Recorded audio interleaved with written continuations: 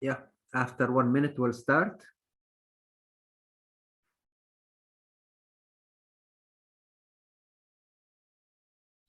Yes, sure.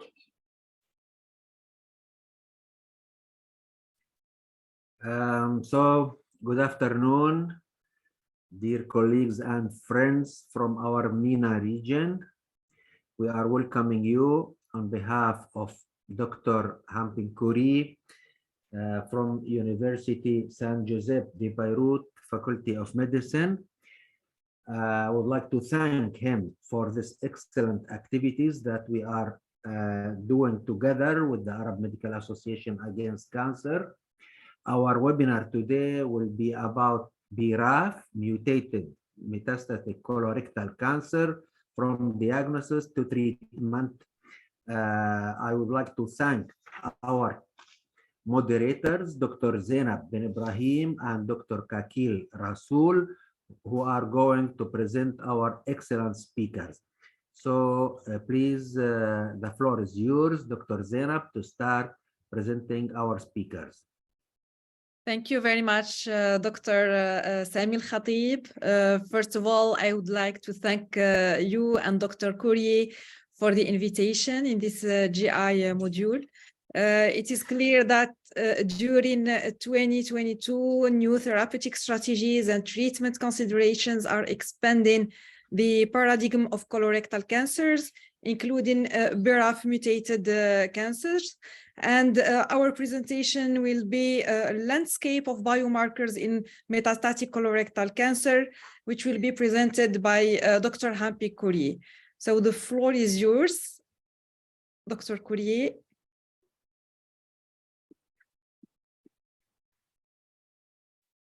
Thank you.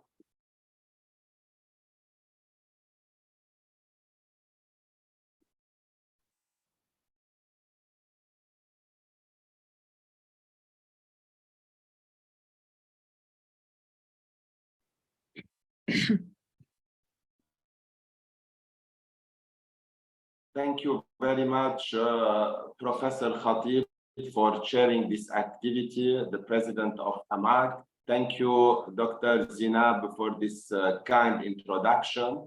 I want to thank also Pfizer for offering us a medical educational grant to emphasize on the importance of the treatment of BRAF-mutated advanced colorectal cancer. My presentation in the next 15 to 20 minutes will focus on the evolving biomarkers in advanced colorectal cancers. Those are my disclosures. What is the biomarker? First of all, biomarkers are the characteristics objectively measured and evaluated as indicators of normal biological processes, pathogenic processes, or pharmacological response to a therapeutic intervention. So usually for us as oncologists, we have different types of biomarkers. Biomarkers who are necessary for risk assessment, for screening maybe, diagnosis, prognosis, prediction, and monitoring. Two important ones that are usually used in our daily practice, biomarkers who are related to prognosis. A prognostic biomarker informs about a likely cancer outcome independent of treatment received. And the second one, the predictive biomarker, which is the biomarker if the treatment effect is different for biomarker positive patient compared with biomarker negative patients. When we see this schema, we can say clearly that it was related to the lung cancer in the last few years. However, today, the colorectal cancer also have this pie, and we can see the different biomarkers that are really involved in this type of malignancy. So for sure, it's important to see the RAS, the NRAS, the MSI, the BRAF, the HER2, the NTRK, the pole who are really important in the prognosis and the decision in the management and treatment of colorectal cancer. Mainly, we have RAS mutated and RAS wild type advanced colorectal cancer. In these subgroups, we have in the wild type the BRAF V600E mutation, which mutually exclusive with the RAS and represent 9%. The HER2 positivity is mainly in the RAS and KRAS and RAS wild type. The MSI can be present in both, and also NTRK can be present and associated to RAS wild type or RAS wild or RAS mutated. We have the recent guidelines recently published of ESMO 2022 in the management of advanced colorectal cancer, and Professor Tayeb is part of these guidelines, recently published in October 2022.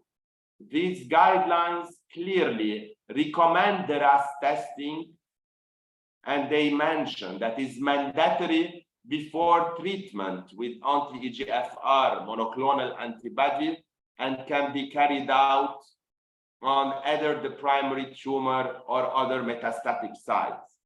Also, the testing of KRAS and NRAS exon 2, 3, and 4, MMR status, and BRAF mutations are recommended in all patients at the time of the diagnosis of metastatic colorectal cancer. Regarding the BRAF recommendation in this ESMO guidelines, BRAF mutation status should be assessed simultaneously with the evaluation of RAS for prognosis assessment and also for the option of treatment with cetuximab and encorafenib with level 1A of evidence.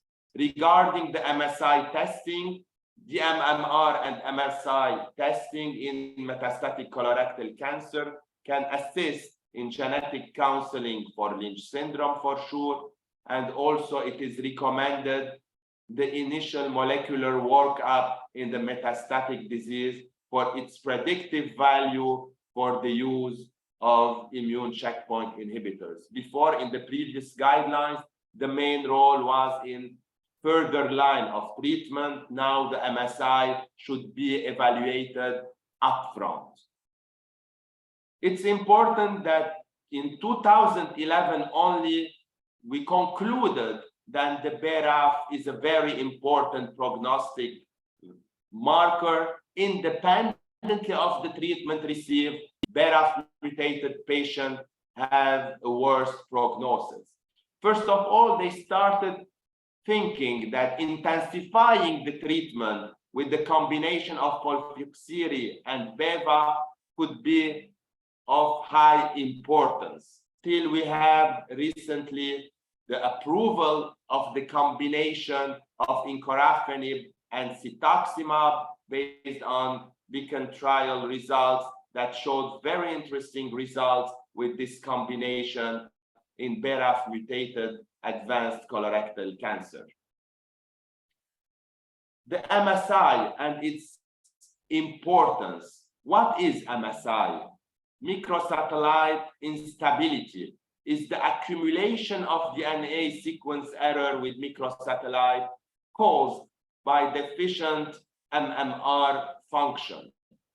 We should know that around 15% of all stage colorectal cancer are MSI positive. 20% of those MSI positive only are Lynch syndrome, and the remaining 80% are sporadic or related to hypermethylation pathway.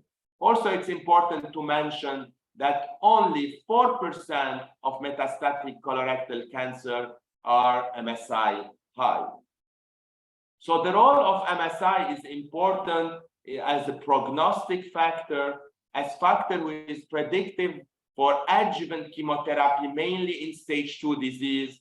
It's related for genetic counseling mainly for Lynch syndrome, and is important as a predictive factor for checkpoint inhibitors. Starting 2015, Lee in New England Journal of Medicine showed the importance of immune checkpoint inhibitors and a very interesting response when using these immune checkpoint inhibitors in MSI-positive colorectal cancer and non-colorectal cancer. Till 2020 with Keynote 177, who showed the importance of pembrolizumab in first-line metastatic setting in advanced MSI-positive colorectal cancer. You can see clearly the advantage in PFS, doubling PFS with 16.5 months versus 8.2 months with the standard treatment. It's important also to see that we have some hypermutated tumor as the mutated colorectal tumors who also will benefit in a very important way from immune checkpoint inhibitors. And you can see that if we have 2,000 neoantigens in MSI high tumors, in the POL tumors we have 6,000, and this is predictive factor to immune checkpoint inhibitors. HER2 become a very important biomarker in the management of advanced colorectal cancer. All started with the combination of trastuzumab and lapatinib in Heracles trial in 2015. However, today we have very promising combination, mainly the trastuzumab deruxtecan, who showed very interesting results in this indication, mainly with overall response rate exceeding the 45%. So this HER2 pathway is important, and we should think of testing our patient of HER2 by immunohistochemistry, and if needed to confirm by FISH testing. ANTRAC, who is one of the agnostic biomarkers that should be tested in all tumors.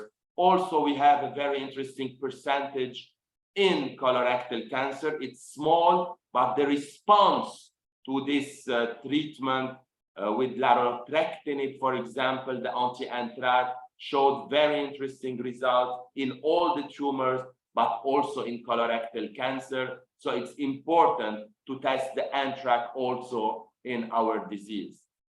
What is important and was neglected for a long time is the sidedness of tumors.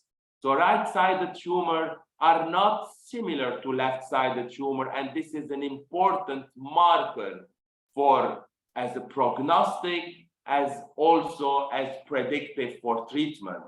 So it's important to see that we have different clinical, genetic, and molecular markers in right-sided tumor compared to the left-sided tumor. And we can see here clearly the worst prognosis of right-sided tumor compared to the left-sided tumor. Not only the prognosis, but also the treatment will be different, and left-sided tumor maybe will benefit from anti-EGFR, while right-sided tumor will benefit more from anti-VEGF treatment. So when we want to see the distribution of biomarkers according to the primary tumor location, we have more MSI high and BRAF mutation in right-sided tumor. We have more HER2 and KRAS wild type in the left-sided and rectal tumors. What is interesting is the change of RAS status and the dynamic that we can have after treatment when we have RAS wild type status with treatment anti-EGFR. Maybe this RAS wild type will become RAS mutated, and then after treating with anti-VEGF, we will have again a transformation to RAS wild type. And this is important, and already we have some clinical implication in the management of this RAS change, which is really important to be evaluated. Also, what is important is that in some cases we have the RAS mutation who can be transformed to RAS wild, and this is the narrow RAS wild type, and also maybe we can have a clinical implication. So this concept showed that when we have a RAS wild type and under the pressure of anti-EGFR, the RAS mutated clone can be expanded. And when we are starting with anti-VEGF treatment, this clone will disappear, and maybe we will have again the reappearance of RAS wild type clone. And here the importance of re-challenging with anti-EGFR. So we have different trials that are trying to evaluate the change from wild type to mutated, and we have different mutation based on the treatment, based on the technique used, number of patients, and retrospective trials, and also in some cases from RAS mutant to wild type, and this was estimated in one of the Italian trials to 45%. So we have the cricket trial, a proof of concept using the RAS liquid biopsy.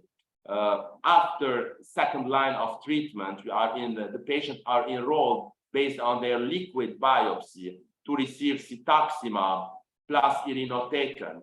And we can see clearly that patients who have RAS wild type on ctDNA have a doubling overall survival compared to those who have RAS mutated on liquid biopsy. So patients who are RAS mutant on liquid biopsy will benefit more from re-challenging with cetuximab. And in St. Joseph University, we are leading a prospective molecular trial to try to see and to compare by the ideal technique at baseline between liquid and tissue biopsy and at progression to see if we have a change in the RAS status from mutant to wild type or from wild type to mutated. Another important biomarker is the KRAS G12C, who is really important and interesting biomarker that is present in different organs. At non-small cell lung cancer, we have already 2 approvals in KRAS G12C. However, the difference of response may be different in lung cancer and in colorectal cancer in KRAS G12C inhibition with sotorasib, for example. That's why today the trend is to combine other molecules next to KRAS G12C inhibitors as sotorasib. And we have very mechanism where we can combine to have better results in colorectal cancer with KRAS G12C next to other antibodies that can help to control the disease. So this is very interesting algorithm to the management of metastatic colorectal cancer treatment based on biomarkers. And today we cannot treat those patients without having at front line the BRAF, the RAS, and the MSI to decide how we should move forward. And probably in second line, we should also test for HER2 and NTRK to decide what is the right treatment. And before third line, liquid biopsy to evaluate the RAS status is really important to be done. So this is also from ASCO educational book with important biomarkers that should be done at diagnosis or maybe after 1 line of treatment, and the modality of KRAS, NRAS, BRAF, and MSI. We can do it by NGS, but also the KRAS, NRAS, BRAF, today we are doing it by PCR, and the MSI immunohistochemistry with confirmation by PCR, the HER2 by immunohistochemistry, and the NTRK also with the confirmation with either NGS or FISH. So the take-home message, today we have very important prognostic and predictive biomarker in advanced colorectal cancer that should be taken into consideration. The KRAS mutant represent around 45%, the NRAS mutant 6%, the BRAF around 9%, the MSI in advanced cancer around 4 to 5%, and in RAS wild type we can have the HER2 and the NTRK. HER2 is less than 5% and the NTRK less than 1%.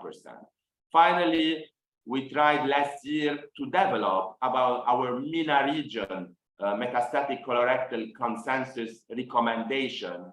And we had as chairman, Professor Julien Tayeb last year, and we will do the updated version next year. And we develop maybe recommendation because during in ESMO, the last update was in 2016, and we were avant-gardist, and we put very impressive and hard recommendation, mainly in MSI that should be done upfront, and also the importance of BRAF as predictive biomarkers to anti-BRAF and anti-EGFR, and the importance of testing HER2 and NTRK. Thank you very much, and I invite the moderators to continue the session, and I'm ready for your questions. Thank you, Dr. Hampik. Very excellent presentation and very clear. First, I would like to thank both Dr. Sami and Dr. Hampik for inviting me to moderate this very interesting session. And I think we will keep the questions at the end of all the presentation for the sake of the time, will be better. So we'll proceed with the second presentation, which will be presented by Dr. Carol Kerswani. She is a consultant pathologist at Medical Genetic Units in St. Joseph University in Lebanon. And her presentation will be when and where and how to test BRAF mutation in metastatic colorectal cancer. Please, Dr. Carol, the floor is yours. Good evening. Thank you.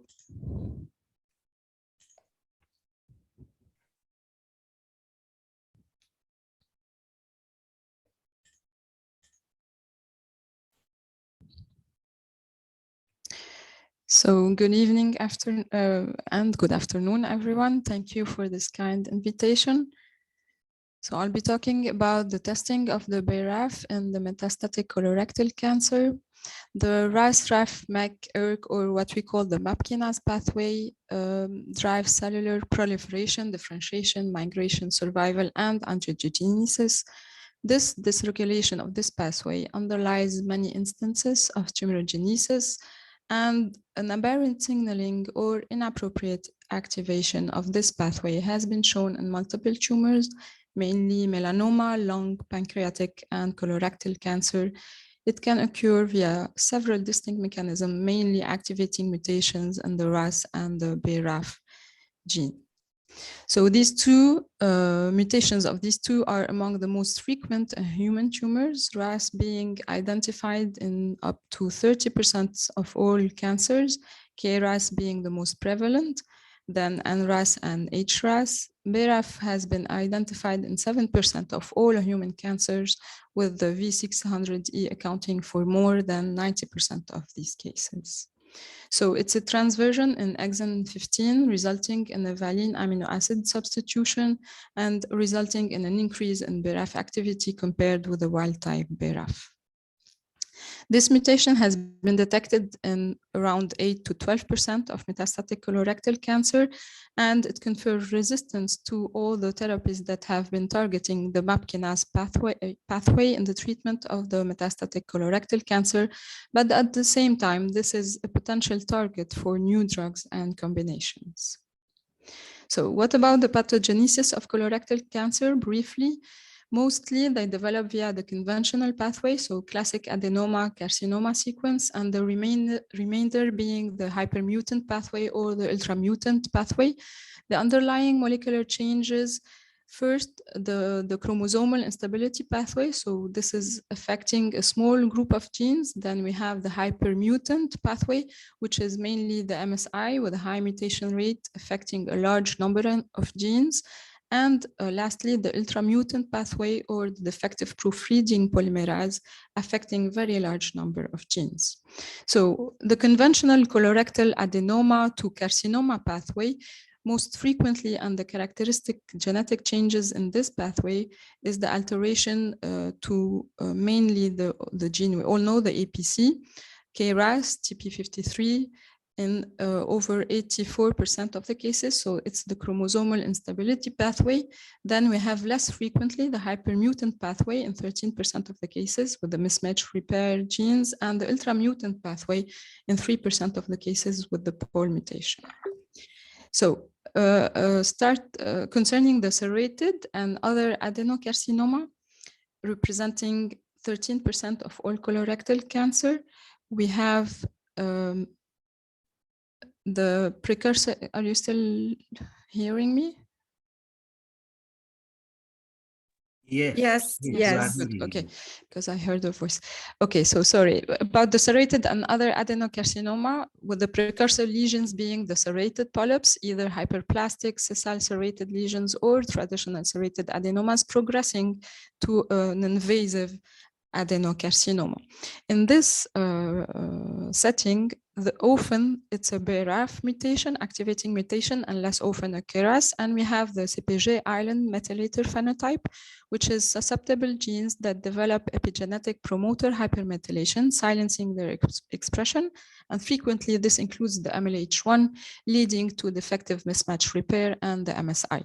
So this is the context of sporadic MSI, colorectal cancer, associated in 60% of tumors with BRAF mutation. However, this is not observed in Lynch syndrome, as instability in this particular context occurs via a different pathway based on germline mutations of the mismatch repair genes. So this is proof that BRAF acts as an oncogenic driver in colorectal cancer, with the main epidemiological features being the later age of diagnosis, the female sex, the proximal tumors, the poorer differentiation, the mucinous histology.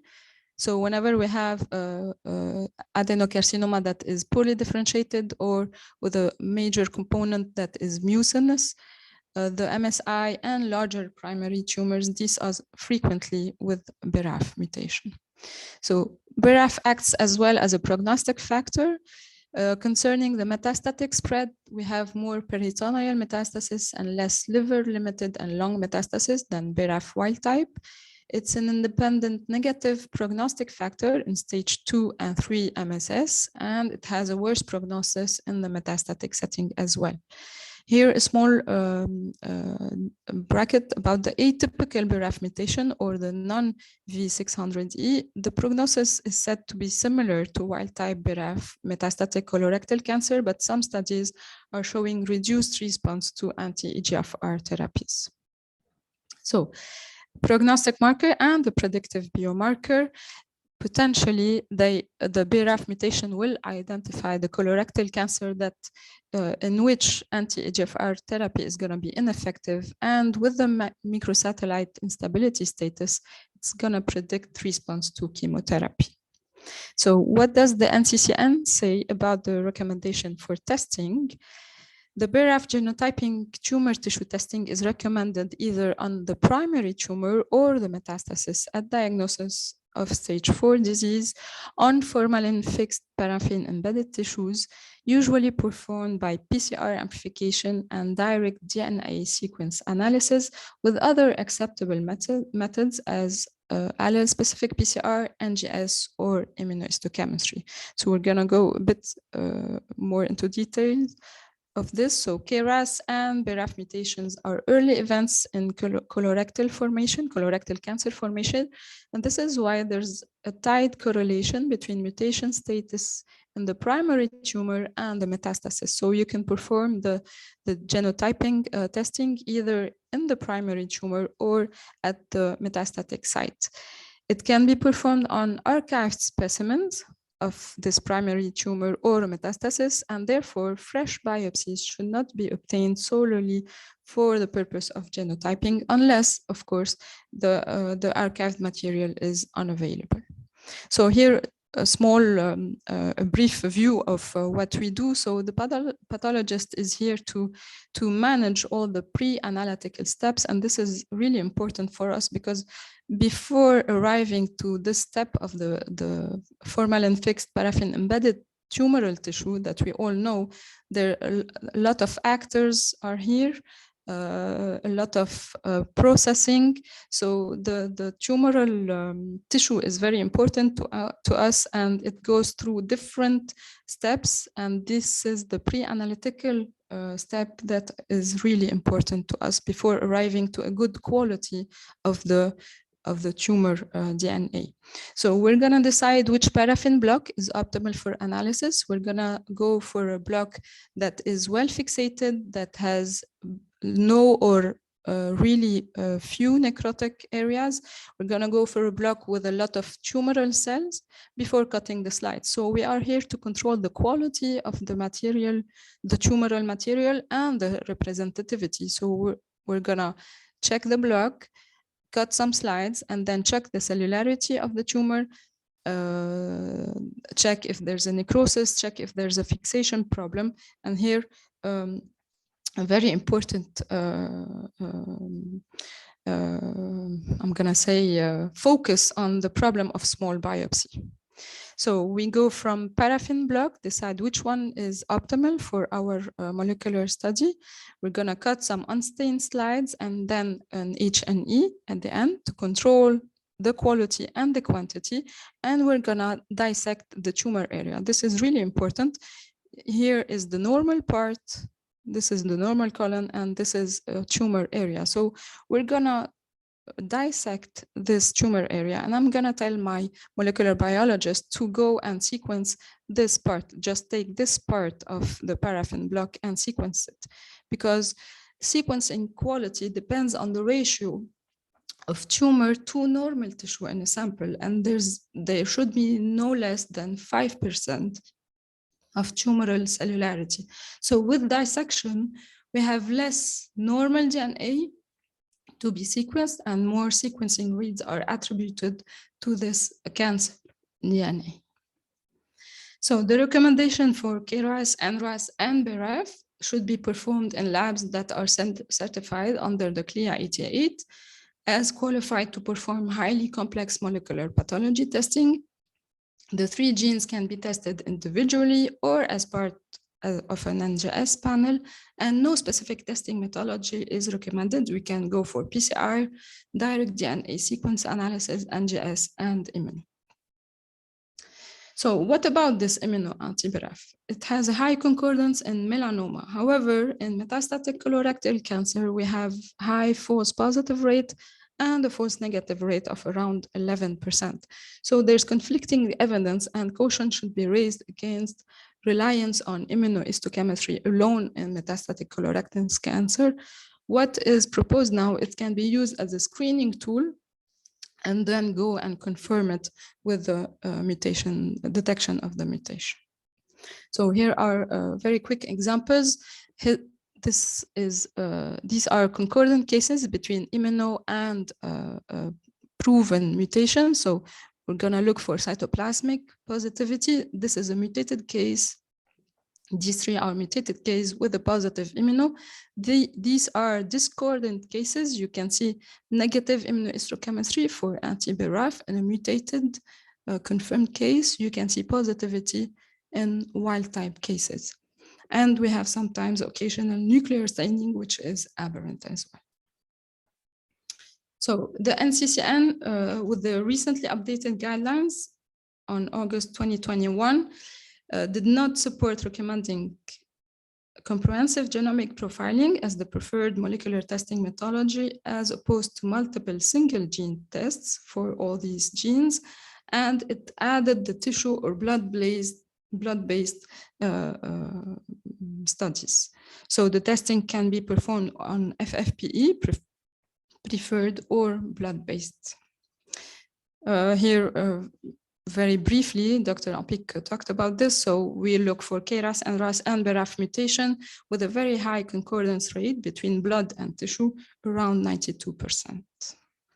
So the final version of the NCCN now adopted, the 2.2022, the testing can be performed on FFPE, so preferred or blood-based assay. The patients with metastatic colorectal cancer should be tested or genotyped for RAS and BRAF individually or as a part of an NGS channel.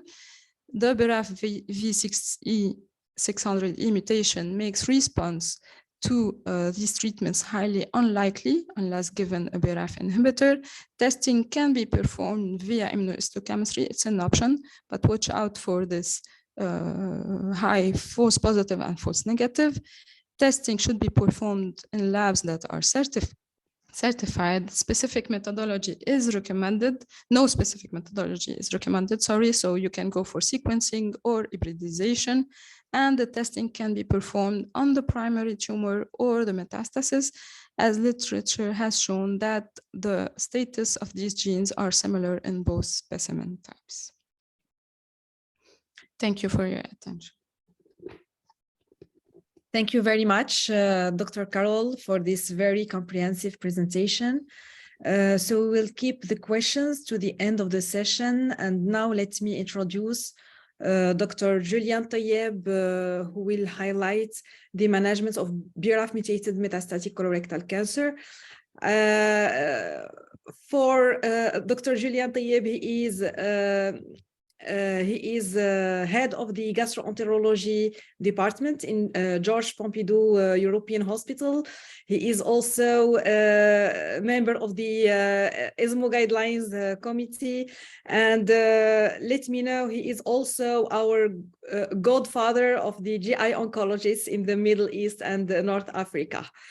Thank you very much, Dr. Julian Tayyeb, for being among us, and the floor is yours. Thank you, Dr. Ben Brahim, for this very gentle introduction. So I will go very fast at the beginning because many things have been already said by my colleagues before, and we are going to try to focus more on treatment. Here are my disclosures. So just one thing that is funny is that, you know, that, yeah. We cannot see the slides. Ah, I see the slide perfectly, so I stop and I try again. Okay, let's try again. Is it this one? You see it now? Yeah. Yeah, it's okay. Okay. So just I wanted to mention something a bit funny is that 8% of colorectal cancer are BRAF mutant, approximately 50% of melanoma. And you can see that at the end of the journey, there are much more colorectal cancer BRAF mutant patients in the world than melanoma. This has been explained, the testing also by Hempig. It is a prognostic factor as mentioned by the speaker just before me. And this is true in the non-metastatic as in the metastatic setting. And it has been really documented by many publications where the BRAF curve is always the worst one for survival or for disease recurrence if you don't have metastatic lesions. So it's a clear poor prognostic factor. And even if it was not clear in the first publication because it was a bit controversial, with some publication not showing this poor prognostic with poor prognosis, with BRAF mutant, it has been really confirmed. You know also that BRAF and MSI are overlapping, and it seems from this publication that we have done in Annals of Oncology and also the one from Van der Bosch in the oncologist that each time you have a BRAF mutation, it seems to be a bit worse, even in MSI patients. Here, the BRAF patient mutants are, I would say, the complete lines, and the dashed line are the BRAF wild type patient. And you can see that both the blue and yellow curve complete line are worse than their counterpart dash line. There is some mutation that are not V600E, with no prognostic impact in colorectal cancer. As shown is this publication very quickly, you can see that this BRAF non-V600E have the same characteristic as patients with BRAF wild type tumors and also same prognosis. So a question that is often happening during our multidisciplinary board is, do we have to go to resection of metastatic lesions in a patient with a BRAF mutation? As it is a poor prognostic population, does it worth it to go to an ambitious, I would say, medico-surgical plan? In the first publication, it was not clear, but mainly overall survival was reported. And also there was an imbalance between BRAF and non-BRAF for the disease extent, the major hepatectomies, the chemotherapy pre and post surgery. So it was difficult to conclude. And then because of these imbalances, we have decided to try to do a propensity score with a population of 66 patients with BRAF mutation that were resected, that were matched to control patients with same disease and patient characteristics with 2 to 1, I would say, paired. So 183 control and 66 BRAF mutant. And what you can see is that disease-free survival was not in this analysis published in British Journal of Surgery a few years ago, was not different for BRAF mutant or BRAF wild type. At the opposite, once the disease is recurring, the prognosis of BRAF wild type is 10 times worse. And of course, because of that, OS is impacted, as you can see on the OS curves. So I would say that we don't have to exclude formally this patient for an ambitious project. They can be young patients sometimes if we are respecting the oncologic and surgical criteria to resect all metastatic lesions with a high chance of being in a curative resection. So Hampik show you the old guidelines, and I will focus on them a minute because when we did this guideline in 2014, it was in December 2014 that the meeting was done, but the publication came early 2016, a bit more than a year after, because a lot of discussion was still ongoing during the year 2015. And we choose the triplet plus bevacizumab as a standard for BRAF only because of one trial, which was the TRIBE trial published by Chiara Cremolini in the Lancet Oncology, and where you can see that the red curves that are BRAF with doublet FOLFIRI or triplet FOLFOXIRI plus BEV in both arms were a bit better with triplet. And also 1 year before, in ASCO 2014, some papers were showing that the eligibility for a second-line treatment in BRAF mutant colorectal cancer patients was very poor, with less than 40% of the patients reaching a second line. So the idea of having an aggressive disease that will not reach second line and to do everything first line that we can do in this patient was quite logical, in addition to the 28 patients of the TRIBE trial. So it's a very small number, but it was the best evidence we had. Since then, we had 2 meta-analytic work done by Chiara Cremolini and others with 66 BRAF instead of 28 and 115 for the largest one, BRAF mutant patient. And in these 2 meta-analytic work, it seems that triplet is not better than doublet for chemotherapy in BRAF mutant. The difference between TRIBE and these other papers that were meta-analyzed together is that in TRIBE, the control arm was FOLFIRI, and in all the other paper, it was FOLFOX. So some of our eminent specialists are evoking that potentially the idea is that oxaliplatin is interesting more than irinotecan in BRAF mutant. This is not proved at all, but when you look this difference between a control arm with irinotecan or a control arm with oxaliplatin, it suggests that maybe oxaliplatin is an important drug for this patient. And I think also that from the post-hoc analysis from VELOUR and RAISE with anti-angiogenic drugs, looking at the benefit of the addition of an anti-angiogenic drug in second line in colorectal cancer for BRAF mutant patient, the magnitude of the benefit observed in BRAF mutant patient was better than in BRAF wild type patients. So it seems also that the anti-angiogenic that were not documented at all by TRIBE because both arms were treated with bevacizumab seems to be interesting coming from other studies. So I would say that anti-angiogenic remain important and FOLFOX at the minimum should be the preferred chemotherapy, FOLFIRINOX remaining an option. Now, if we go to the anti-EGFR story, so it has been said before me, and it is said a lot of time, that anti-EGFRs should not be used in BRAF mutant patients. However, this was not so clear when you look at the real best literature that we have. It is logical because, as presented before me, the MAP kinase pathway has RAS and BRAF one after the other. So having a mutation on this MAP kinase pathway should theoretically lead to an efficiency of blocking epidermal growth factor receptor. Theoretically, it is true. But when you look at Opus and Crystal meta-analysis, that was with 70 BRAF mutant patients, which is much more than the TRIBE trial. When you look at the addition of cetuximab to FOLFOX or FOLFIRI, it seems that it does better even in BRAF mutant patients. However, since then, we had the publication of the FIRE 4.5. So it's not exactly the same story because here it's not doublet chemotherapy, it's a triplet chemotherapy comparing cetuximab and bevacizumab in first-line treatment of BRAF. It doesn't mean that there is a strict resistance of this BRAF mutant to anti-EGFR, but it means the results that were planned to show a better overall response rate for anti-EGFR has failed. As you can see, there is no statistical difference, but numerically, FOLFOXIRI-BEV is 60% of response, and FOLFOXIRI is 49%. So numerically, BEV does better. In terms of PFS, BEV does better, and in terms of OS, both are the same. So what we can say from FIRE 4.5, if we want to be really scientific and stick to the evidence, is that there is no advantage to use cetuximab over bevacizumab in first line with a triplet in BRAF mutant. And in addition to that, we went to the molecular targeting of this pathway, which was super seducing, and with many drugs inhibiting BRAF coming on the market, mainly in melanoma and other tumors first, but were tested also in colorectal cancer. And we will see that then the anti-EGFR coming in second line. I think now it is clear for everyone that we are not going to use them in first line.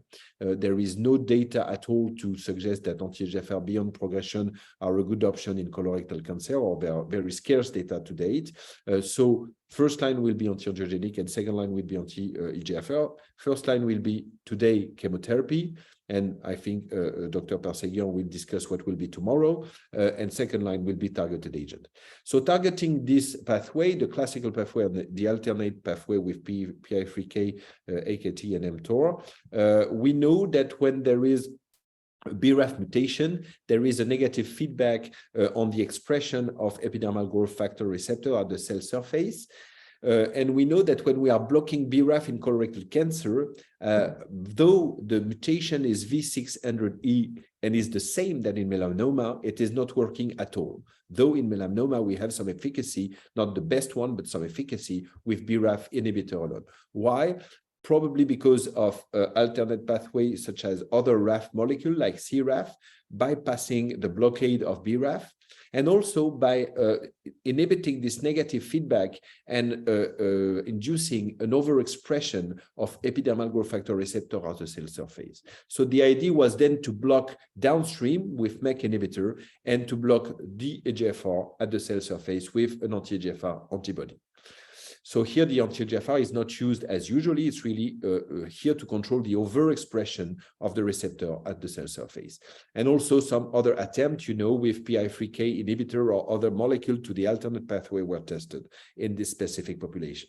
The first nice results of this targeted approach were reported by Scott in the VIC trial that was published since then. And you know that the VIC trial had a PFS main objective, and that the addition of vemurafenib to a control arm with cetuximab and irinotecan led to improved PFS, with a hazard ratio of 0.5 approximately that was significant.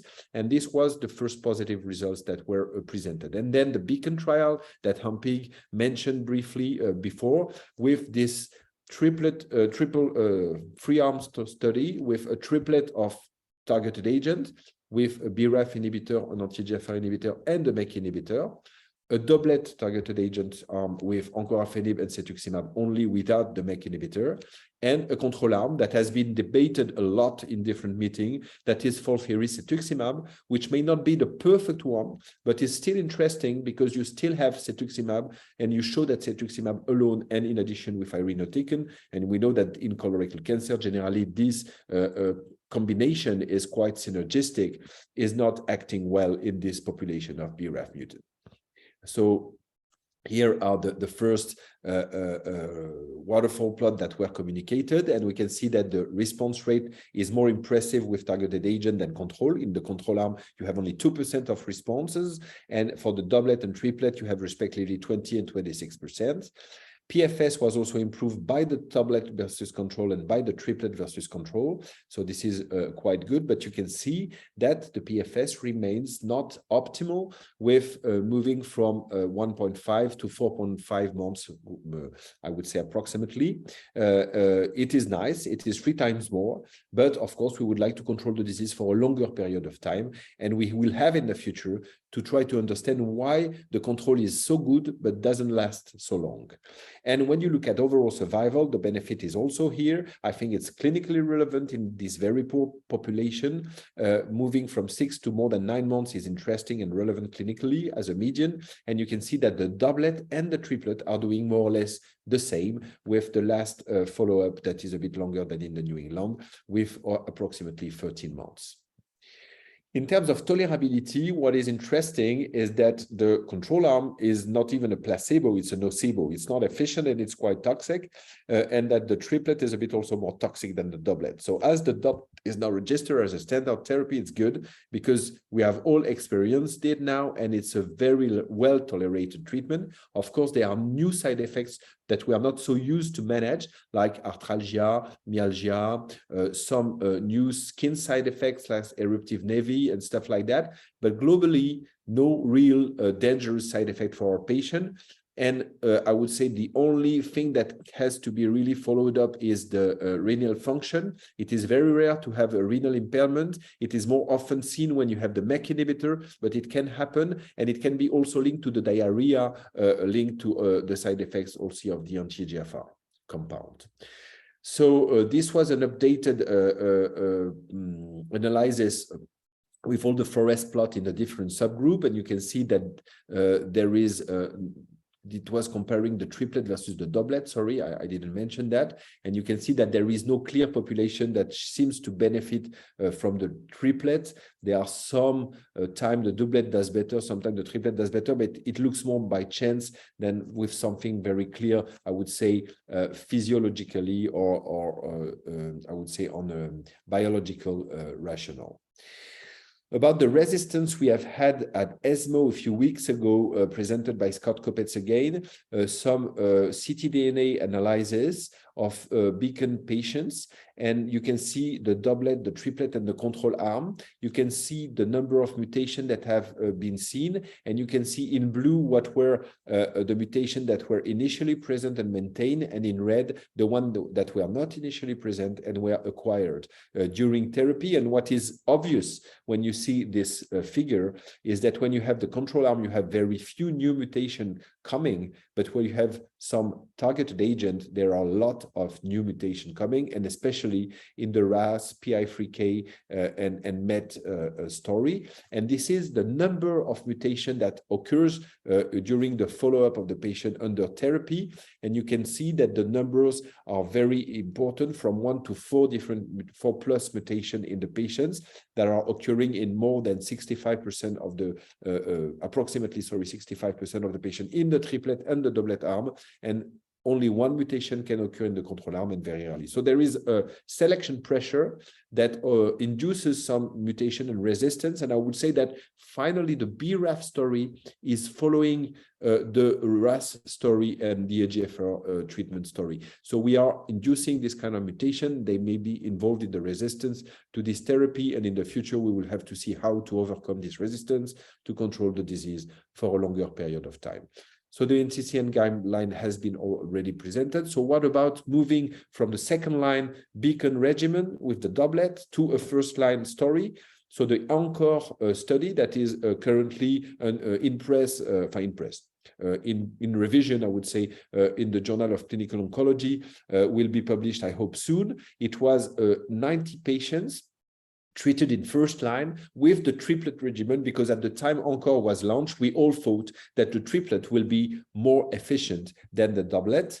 It has been reported fully in different meetings. Last one was ESMO GI 21, and the overall response rate was 50%. So moving from second line to first line, we moved from 27 with the triplet to 50% of response rate. So it seems more efficient. PFS that was 4.2 months is 5.8 months. So it's a bit better, but not dramatically different. But median overall survival is quite good, because you know that these BRAF patients were generally with median overall survival of 10 to 15 months, and here it was 17 months. And by the way, it was also around 17 months in the FIRE 4.5 trial with the triplet first line. We also had a very nice presentation of the Breakwater study that will be probably developed by Dr. Perseguian. So I will not spend too much time, but showing that the safety lead-in was promising. And if we go to MSI and BRAF patient, because I told you that BRAF and MSI overlap, we can consider that approximately 25 to 35% of BRAF mutant patients are MSI. And what we can see here from the Keynote 177 that was discussed by Hampig in the first talk is that when you have a BRAF mutation or no BRAF mutation, really pembrolizumab is better than chemotherapy, and both benefit well of the immunotherapy. So I would say that globally, there is no reason for excluding BRAF patients. I'm not showing this here, but we also had some waterfall plots produced by the Checkmate 142 cohorts that showed that BRAF mutant and BRAF wild type responded very well in both cases to immunotherapy. One only a bit discordant result was presented by Myriam Chalabi at ESMO this year in the niche trial, where immunotherapy was a bit in the neoadjuvant setting, a bit more efficient in the neoadjuvant setting for Lynch syndrome, generally without BRAF mutation, than in sporadic case of MSI, generally with BRAF mutation. But I would say this is only a cohort of 100 patients, and this is not definitive. So if we look to the continuum of care of this BRAF V600E mutant metastatic colorectal cancer, we have the one with MSS tumor and the one with MSI tumor. So for the MSS tumor, we will go to a doublet or triplet plus an anti-angiogenic drug, then to encorafenib cetuximab. Then we can go back to the other doublet plus an anti-angiogenic, I would say in third line, then to the oral drugs, or in which we will probably soon add fruquintinib, and then we have to find one other oral drug if the patient is still fit enough to receive a treatment, or I would say a dedicated trial. And I think that for BRAF mutant patient, at any line, any dedicated trial is valuable due to the poor prognosis of this patient, even if we have improved their outcome in the past 5 years. For MSI, it's quite a funny population because we will start with pembrolizumab, then we will go, probably most of us, we have done a survey with all the European colleagues like Van Cutsem, Arnold, Cervantes, etc., Chardelo, recently, to see how we behave and how our teams are behaving with BRAF MSI, and everybody was using pembrolizumab, and everybody was using encorafenib cetuximab after pembrolizumab, though stricto sensu, we don't have any data showing this sequence, but we all think that it is the best sequence to propose to our patients today. And what is funny is that chemotherapy comes only in third line for this patient, which is quite original in colorectal cancer. We were not used to use chemotherapy after 2 previous lines of treatment. And you can see that in this population, you have at least 5 to 6 lines of therapy easily for your patient, if, of course, they are able to receive it and not progressing too fast. So to conclude, I would say it's a rare disease of poor prognosis. FOLFOX Bev is the minimal first line. FOLFIRINOX may still be an option, I would say, if you want to shrink the tumor a bit more for resection, for example.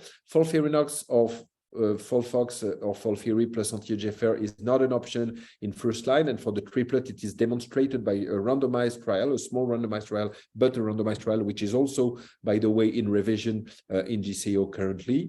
Combination of targeted therapy are efficient in second line with a high level of evidence due to Beacon. To my opinion, it's encorafenib and cetuximab. It's not the other one or panitumumab to date, because there are only little trials or little cohorts or phase 2 trials to show that, and it's not the same level of evidence. BRAF mutant patients have not to be excluded from liver metastatic surgery when feasible and when reasonable. And of course, I would say that refer your patient to expert center for clinical trials if you can, because we still need to learn a lot of this difficult to treat population. And in the future, we will have to answer many questions, such how to best sequence drug, and we will see the future direction with the next speaker and how to overcome resistance. And just to tell you that, for example, in France, we are now testing, and the trial will start, I think, in January, BRAF inhibitors plus cetuximab in the neoadjuvant setting in a pilot proof of concept study that will start soon. That we will need to screen 300 patients with non-metastatic colon cancer to treat 30 patients. And similar studies are going to start later on in the UK and in Germany, and maybe in other countries that I don't know, but we will also have results on the non-metastatic setting of this kind of targeted agent approach. Thank you very much. Thank you, Dr. Julian. As usual, great presentation. Thank you very much. So we'll keep the question to the end. And if anyone have question, can place it in the Q&A box. Then we'll move to the last but not the least presentation will be by Dr. Christian Parsigian. She is Assistant Professor of Gastrointestinal Medical Oncology Division of Cancer Medicine at the University of Texas, MD Anderson Cancer Center in USA. Her presentation will be the future perspective in BRAF-mutated metastatic colorectal cancer. What can we do more? Dr. Christine, floor is yours. Thank you so much, and thank you for the kind invitation. Can everybody see my slides in presentation mode? Yes. Okay, wonderful. So I'll talk a little bit about, this has been mentioned already previously, but a little bit about the clinical challenge of BRAF V600E metastatic colon cancer first. As we've heard, this is a very unique subpopulation with respect to clinical outcomes. We've heard already poor survival We don't outcomes. have the slide, Christine, we don't have the slide anymore. I don't know why. Oh, okay, hang on.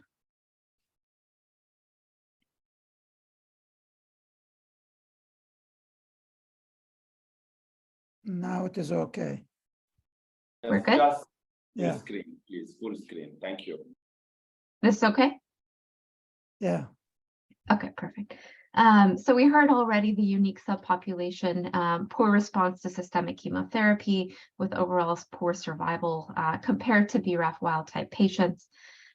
We also heard that with respect to pathologic characteristics, also a very unique subpopulation, oftentimes right-sided colon, T4 primary tumors, poorly differentiated and mucinous. They are also unique in the setting of respecting to genome, RAS wild type tumors, higher tumor mutation burden, also different in respect to the epigenome. So we know that BRAF V600E mutant patients are associated with the hypermethylator phenotype SIMP, which can also lead to the MSI high phenotype. And finally, different in respect to transcriptome. So most of these patients, according to the gene expression based consensus molecular subtypes, these patients are predominantly CMS1, so consensus molecular subtype 1. And this is really associated with immune infiltration and low expression of genes associated with colonic epithelial differentiation, for example. And notably, tumors with MSI high and BRAF V600E are both in this category, CMS1 category. So this unique biology really kind of leads to obviously a challenging but potentially intervenable clinical presentation. Multiple speakers have already discussed this, so I won't really go into depth here. We'll skip over this. Dr. Tayeb also eloquently described Dr. Kopitz's results that were recently presented at ESMO, but just kind of briefly again, I think just the take-home point here is you'll see a significant number of acquired altered mutations with the triplet and doublet, with very few acquired in the control arms. And notably, a lot of these acquired are predominantly subclonal mutations and kind of following the resistance that is commonly linked to MAP kinase activation, as we've seen in kind of patients post-EGFR. And of note, as Dr. Tayeb said, these can be detected in up to two-thirds of patients following resistance to targeted therapies. So what can we do to overcome these mechanisms? As we've heard, obviously in the MSI high context, we have some options. Patients with BRAF V600E MSI metastatic CRC, in my opinion, should be treated with immunotherapy first line. In the Keynote 177 trial, actually, if you look closely at the numbers, these patients, the BRAF V600E mutant patients, did have a very nice response to pembrolizumab, as did the BRAF wild type patients. So really, actually, notably, no significant difference in terms of benefit here, and that's something that I will hone in on closely now. So again, Pembro was effective regardless of BRAF V600E mutation for MSI high metastatic CRC. And moving on to why we should kind of consider the immunogenicity of MSI of BRAF V600E. So, you know, the BRAF V600E mutation is again associated with this hypermethylator phenotype CYP, which can also lead to MSI high phenotype. So BRAF V600E mutation and MSI high really seem to be biologically intertwined, but the impact of coexisting BRAF V600E mutations on the tumor microenvironment and kind of immunometabolic features of MSI high really had not been well characterized. So this group did actually a retrospective review of patients with MSI high CRC using NGS data, and they basically found several kind of immune markers of tumor immunogenicity in both BRAF wild type versus V600E mutated tumors. And overall, I won't go into great detail, but overall, it appeared that the mutational tumor burden here was very much the same in both groups. So that being in the BRAF mutant tumors and the BRAF wild type tumors. And also the inflammatory status was very similar. So patients with CD4 and CD8 were very much, you know, CD4 infiltration, CD8 infiltration were very similar between V600E and the V600E kind of wild type, but they did observe that the BRAF mutant tumors had low stemness, and on the other hand had higher kind of growth and metabolic reprogramming. So, and this kind of suggests, as we are all aware, kind of a more aggressive phenotype, but overall it also looks like this was kind of preliminary evidence that showed that these patients, that these BRAF mutant patients, similarly to MSI high patients, carry kind of a similar immune microenvironment.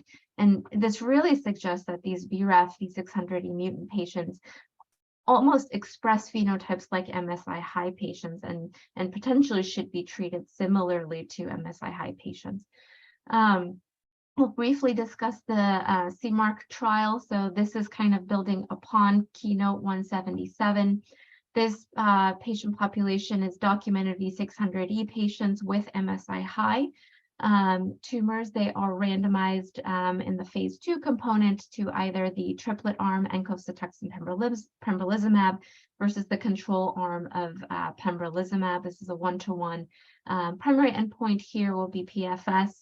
Secondary endpoints of OS, OR, and kind of duration of response. So this kind of, again, just incorporating can we benefit patients by incorporating BRAF inhibitors to immunotherapy kind of in the frontline setting in a previously untreated patient population. So I think the more interesting part here is kind of what's going to happen in immunotherapy for V600E mutant non-MSI high patients. So we know now that obviously MSI high patients will benefit from immunotherapy, but will these V600E patients also benefit if they are not MSI high? So there has been some preclinical work, some of which is published and some of which is pending, but essentially in vitro cell lines that are MSS and also V600E, CRC cell lines do show decreased MMR protein expression with BRAF and EGFR targeted therapies. And the thinking here is that these are priming these tumors for response to immunotherapy. So one would, you know, if this is really what's happening at an expression level, one would think potentially that adding immunotherapy here, even in the microsatellite stable population, may benefit these patients. And interestingly here, the degree of deficient mismatch repair in this cell line by targeted therapies was actually similar to the native kind of deficient mismatch repair cell line. So very similar outcomes in the MSS compared to the MSI high cell line. Further, in paired biopsies from patients with BRAF V600E mutant CRC treated with vemurafenib and irinotecan as well as cetuximab, these resulted in increased infiltration of cytotoxic CD8 T cells into the tumor microenvironment, again suggesting that these patients may be primed to respond to immunotherapy similarly to MSI-high patients. This led to our group doing an immunotherapy trial very early on. So patients, this was a refractory setting, 1 to 2 prior lines of systemic therapy, but no prior BRAF therapy. So patients were, 26 patients were enrolled and they received encorafenib, cetuximab, and nivolumab. Again, these are BRAF naive patients, V600E, but microsatellite stable. We did look at radiographic response and safety and tolerability as primary endpoints. The study is still ongoing, but after 22 evaluable patients, the overall response rate here in a refractory population was 50%, with a disease control rate of 96%. And again, compared this to the Beacon study, which had an overall response rate of 20% in this refractory setting. So clearly, early trial, small sample size, of course, but encouraging early results for the addition of immunotherapy. Here again, progression-free survival and overall survival.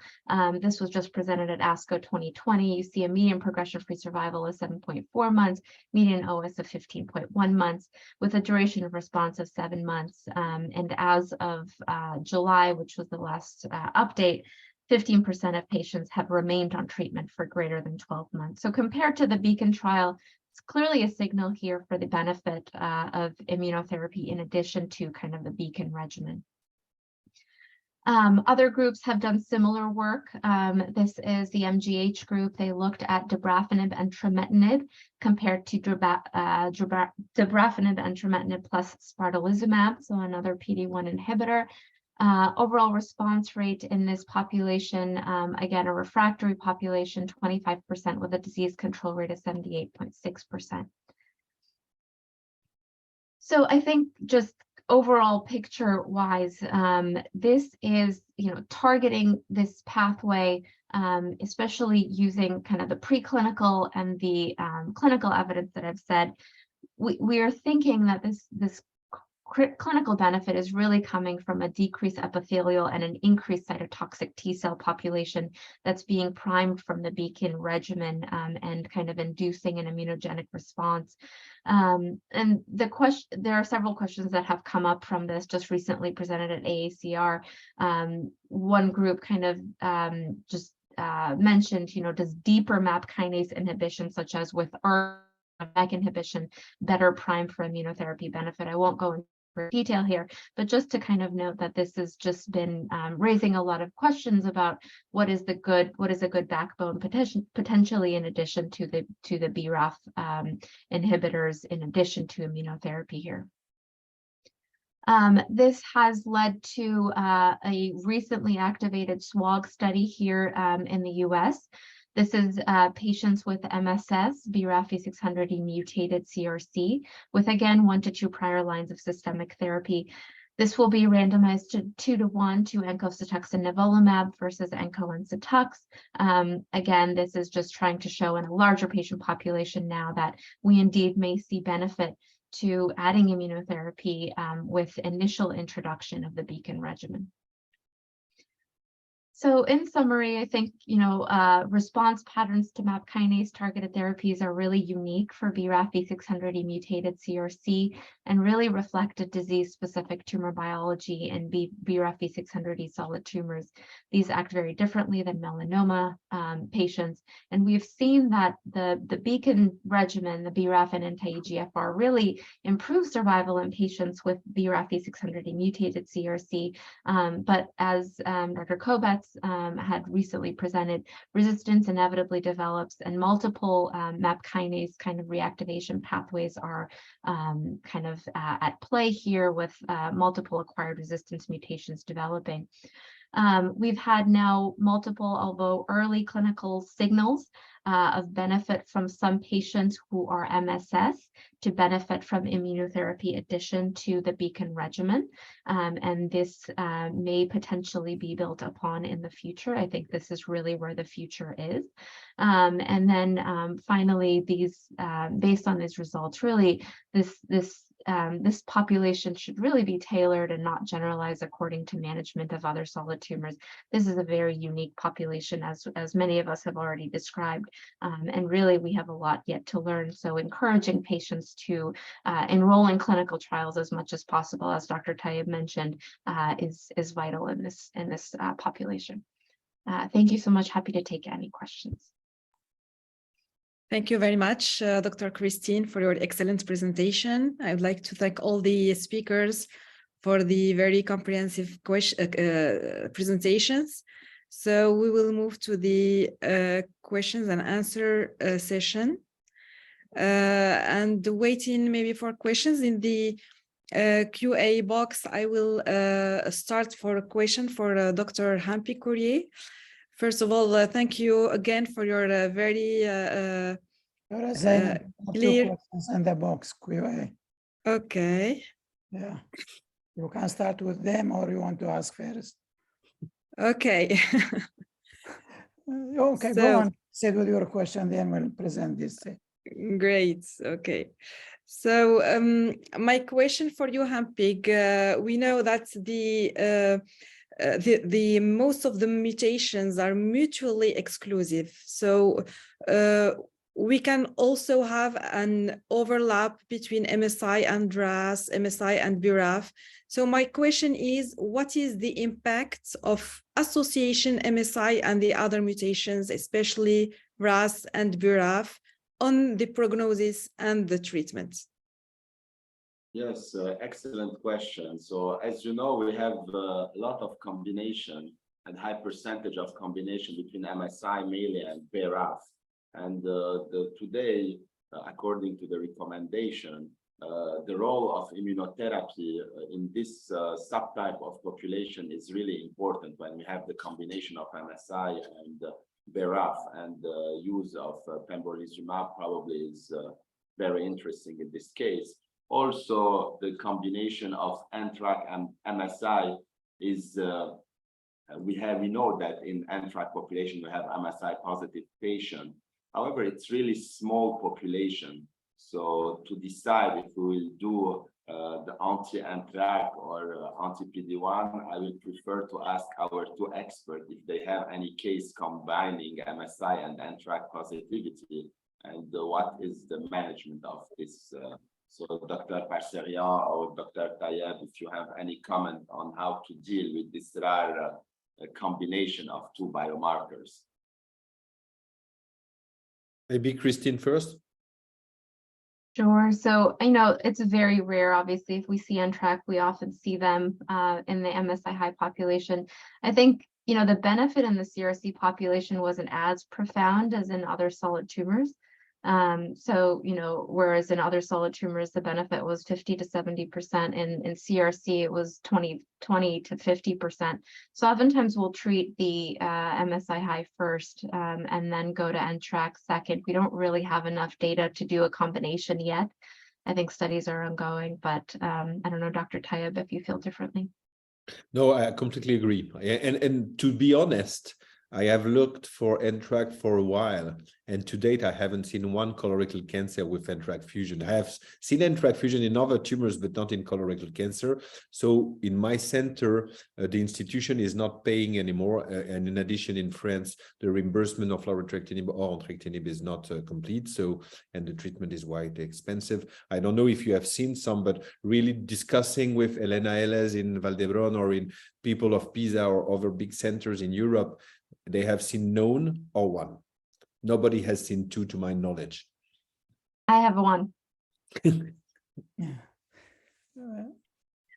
Very rare. Okay. The question from the box, first question from Somi Ayashi for Dr. Hambick. What about the P53? Can be considered as a predictive marker?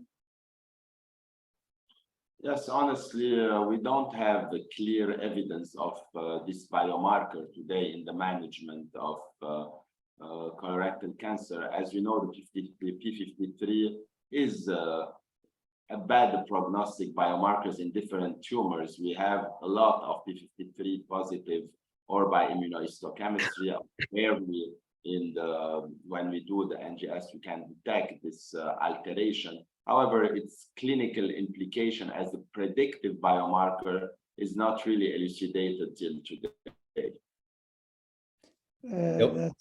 Can I add something on that? Yeah, Because last year, Jenny Seligman just presented the combo of RAS mutation and TP53 mutation with a WEE1 inhibitor, adavosertib, that was tested in the module in the Focus 4 trial in the UK with quite good results as compared to placebo in a maintenance setting. So it's really a I would say special study, not very classical, but there was a signal of evidence. And we tried with Jenny to move forward to a phase 2 dedicated to this patient in combination with chemotherapy. But finally, the company is not interested in moving to colorectal cancer. But there was maybe a specific drug that will act on this population of TP53 and RAS combined mutations.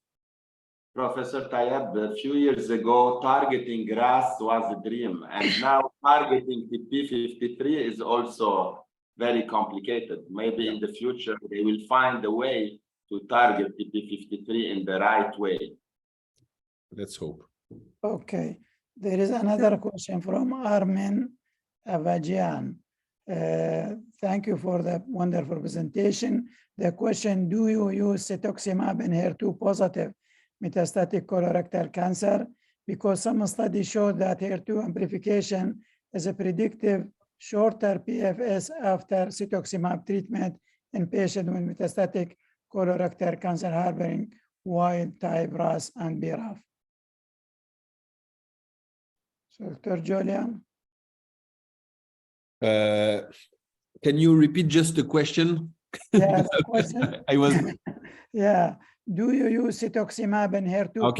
Okay, I got it.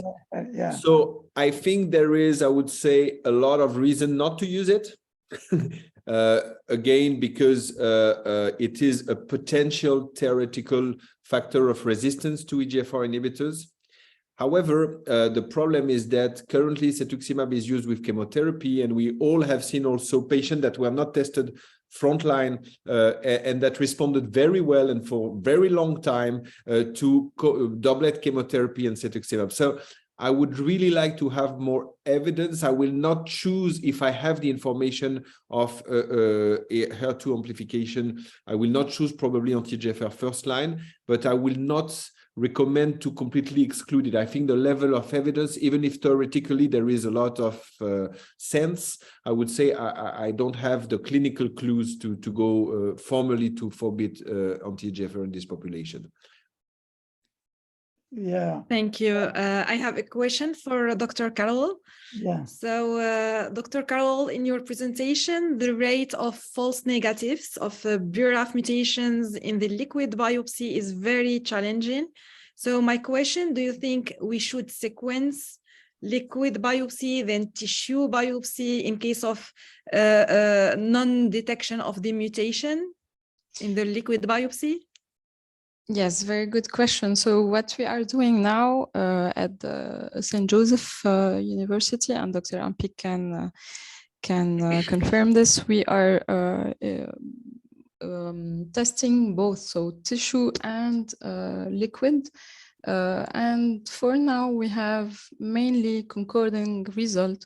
We had one case of a mutation detected in tissue, not in liquid, and vice versa, another case detected mutation in liquid and not in tissue. So I would suggest testing in both. Okay, thank you very much. Also for Carol. Yeah. Yeah, yes, in testing, Dr. Carol, if you have NGS, there's no problem. You will test for all the mutation. But if you have separate gene one by one, starting if you have KRAS, it is a mutant, you will proceed for other testing, or you will stop there? No, so what we are doing now, when we have a mutation detected in one of the RAS genes, we just stop there. We don't proceed with the Now other we are mutations. using the IDEALA, it's Exactly. sponsored. So we have the KRAS kit, then NRAS BRAF is another kit.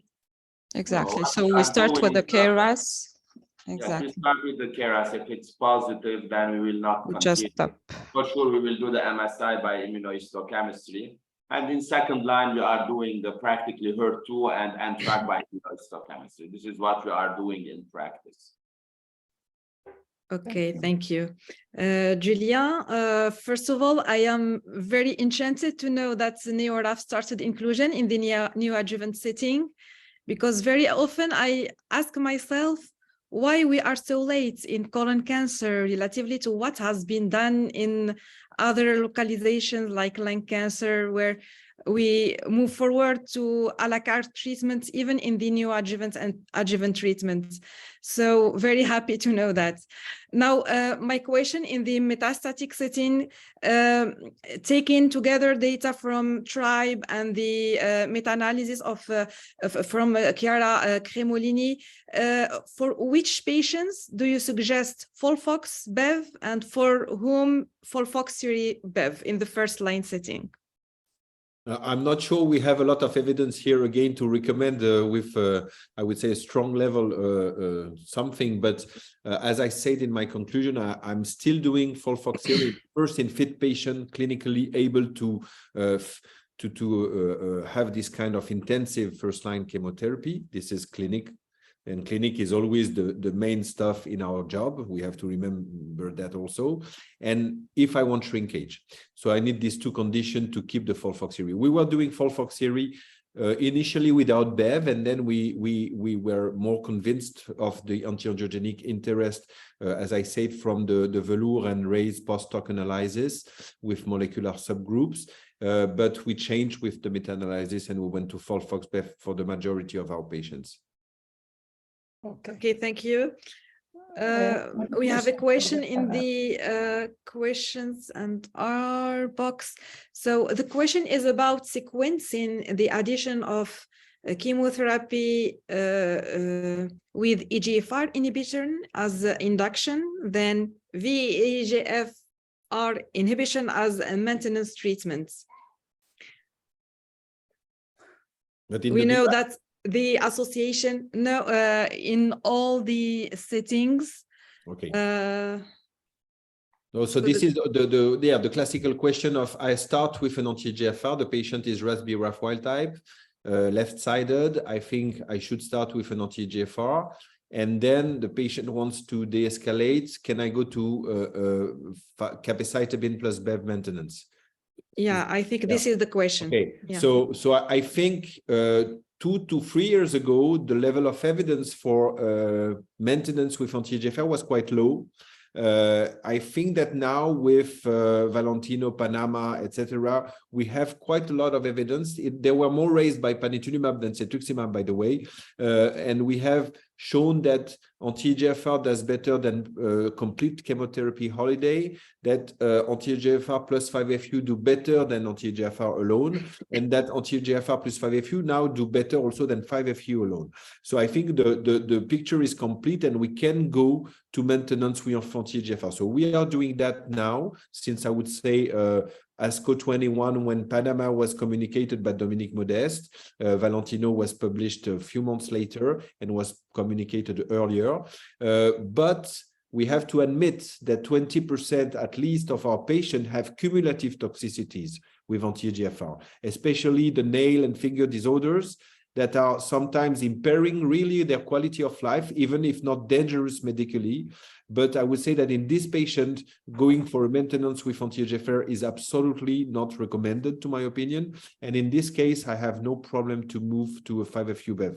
However, Chiara also presented the Macbeth trial that is testing this hypothesis with results that are mitigated, I would say.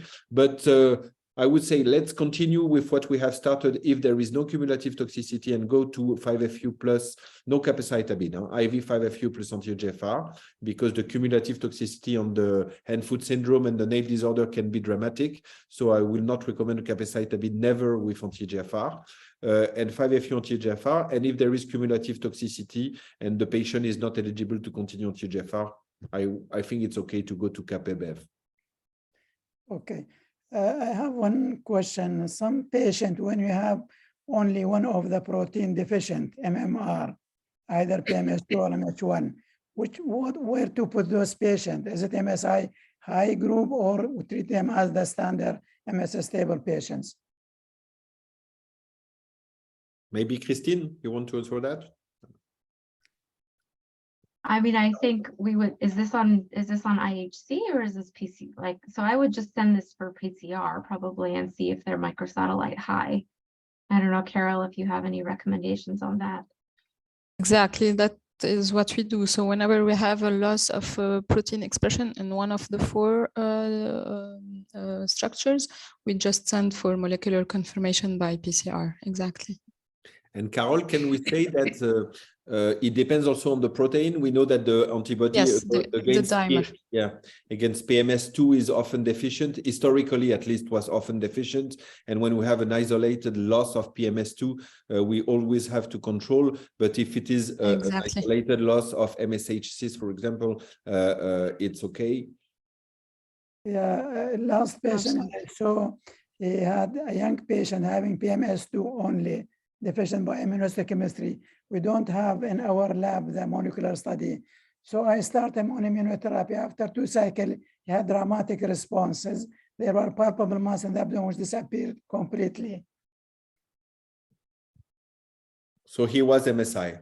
Yeah. Yeah. I don't know, Dr. Zainab, you have more questions? No, thank you very much. So maybe if no more questions, I would like to give the floor to Dr. Courier and Dr. Sami Al-Khatib to conclude this session. Thank you very much for your participation. It was a great pleasure to have you all. And the aim of this webinar was to discuss more about this rare entity of BRAF-mutated colorectal cancer and to raise our awareness for oncologists of our MENA region about the management of this kind of colorectal cancer. So thank you, Dr. Sami Khatib, for being with us. Dr. Julien Tayeb, my mentor and my great friend, thank you very much. Dr. Christine Parserian, also thank you for being with us from the States. And we have a lot of Armenian and Lebanese Armenian who are in the room with us because you are our guests. Thank you, Dr. Zinab and Dr. Kakil, for your participation. And good luck for Qatar also, Dr. Kakil, for the Mondial 20. Thank you very much. Hope you will invite us all to be with you. Okay. I can host you. Anyone come here, we can host them. Thank you. Thank you to all. Thank you very much. much. Really Thank you. excellent activity. Thank you, everyone. For all of us that we had almost about 77 participants from all our area.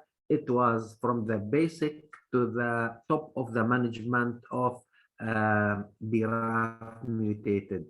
Thank you for all, and I hope that we'll meet again very soon. Kuri, thank you. Thank you very much. Bye-bye. Bye-bye. Bye.